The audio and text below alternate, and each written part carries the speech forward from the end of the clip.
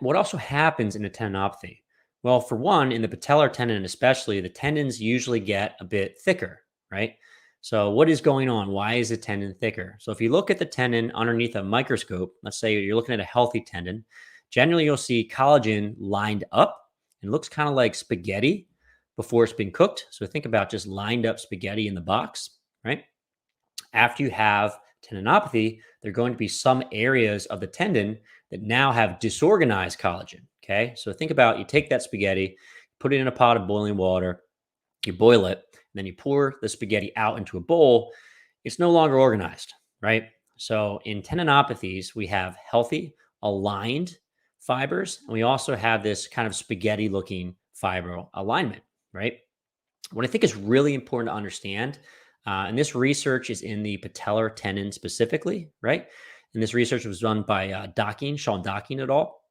If you want a link to that study, it'll be in the show notes. What he found is that individuals that had patellar tendinopathy, right? And he was looking at folks that had patellar tendinopathy on one knee, but not the other. The folks that had patellar tendinopathy on one knee actually had more good collagen and bad collagen on the symptomatic side. Now, I want to say this again because it's a little confusing. I also think that when this research was done, the word didn't spread enough, right? So when patients think about tendinopathies, they often think like, oh crap, I have all this disorganized tissue in my tendon, right? And it's more likely to rupture or snap as a result, right? Which there is a bit of truth to that. If you have a lot of degeneration, it can increase the likelihood that a tendon will rupture, although it's still a rare occurrence, right? However, what Sean Docking actually found is that in tendinopathy tendons, they actually had more good tissue compared to their side that doesn't have any tendinopathy. Okay. So when you have a tendinopathy, a patellar tendinopathy, net larger tendon, okay, but also net healthier collagen and net disorganized collagen, whatever you want to call it. Okay.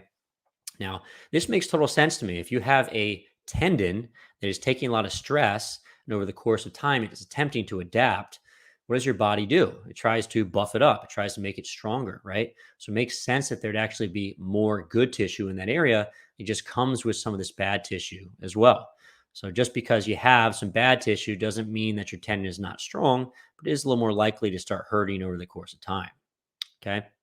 So I do think that it's worthwhile mentioning this to your patients, because if you just tell them they've got a bunch of disorganized collagen in their tendons, it gets a little freaky. But at the end of the day, it's not bad having some of this disorganized collagen. Okay.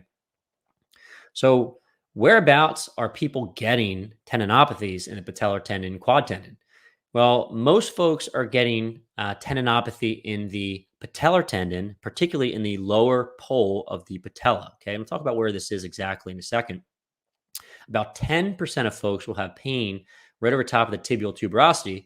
So the bottom part of the patellar tendon where it attaches into the tibia, right?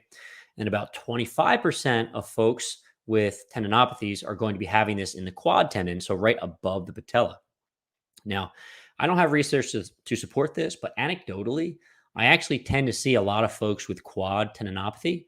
And I think that's just the population that I end up seeing. So I see a lot of weightlifters.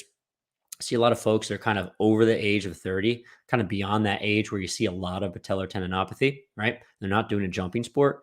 And I think these folks tend to develop a little bit more quad tendinopathy. Again, this is purely anecdote, but that's really what I end up seeing in the clinic.